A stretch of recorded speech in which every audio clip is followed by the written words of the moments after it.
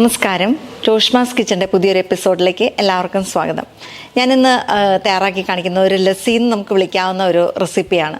ഈ ചൂടുകാലത്ത് വളരെ റിഫ്രഷിംഗ് ആയിട്ടുള്ള ഈ ലസ്സി തയ്യാറാക്കാനായിട്ട് എന്തൊക്കെ ചേരുവകൾ വേണം നമുക്ക് നോക്കാം. ഇതിനായിട്ട് നമ്മൾ 1 ടീസ്പൂൺ പെരിഞ്ജീരകം ഒന്ന് ചൂടാക്കി എടുത്തതാണ്. എണ്ണയൊന്നും ചേർക്കേണ്ട, ഡ്രൈ റോസ്റ്റ് ചെയ്യുന്ന പോലെ ഒന്ന് ചൂടാക്കി വെച്ചേക്കുന്നതാണിത്. പിന്നെ കുറച്ച് പുതിനയിലയുണ്ട്, പിന്നെ 1 കപ്പ് തൈരുണ്ട്, നല്ല കട്ട തൈര്, 1 കഷ്ണം ഇഞ്ചി വേണം നമുക്ക്, അതുപോലെ തന്നെ 1 ടീസ്പൂൺ ശർക്കര. ഇത്രയാണ് ഈ ലസ്സി തയ്യാറാക്കാനായിട്ട് ആവശ്യമുള്ളത്.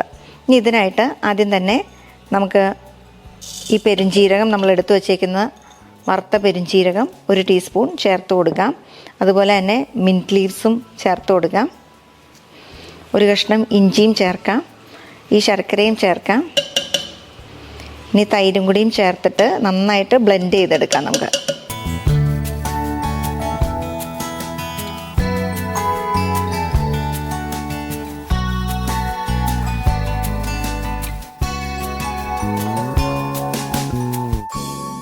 നമ്മൾ നന്നായിട്ട് അടിച്ചു. ഇനി നമുക്ക് ഒന്ന് അരിച്ചെടുക്കാം. നമ്മുടെ ഈ ലസ്സി റെഡി ആയിട്ടുണ്ട്. ഇതിന് നമ്മൾ ശർക്കര കുറച്ചേ ചേർത്തിട്ടുള്ളൂ, അധികം മധുരമൊന്നുമില്ല, നേരിയൊരു പുളിയുണ്ട് തൈരായതുകൊണ്ട്. ഞാൻ 1 നുള്ളു ഉപ്പും കൂടി ഇടുവാണ്. ഇത് ഇഞ്ചിയുടെയും അതുപോലെ പുതിനയുടെയും പെരുംജീരകത്തിൻ്റെ ഒക്കെ ടേസ്റ്റുള്ള നല്ലൊരു ലസ്സിയാണ്. നമുക്കൊരു സെർവിങ് ഗ്ലാസ്സിലോട്ട് പകർത്താം.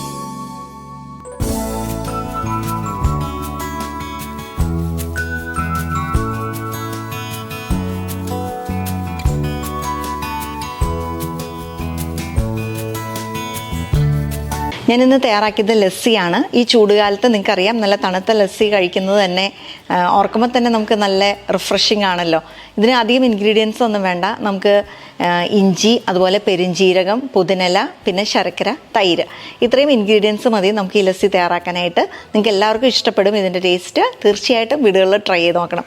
മറ്റൊരു നല്ല റെസിപ്പിയുമായി അടുത്ത എപ്പിസോഡിൽ നമുക്ക് വീണ്ടും കാണാം.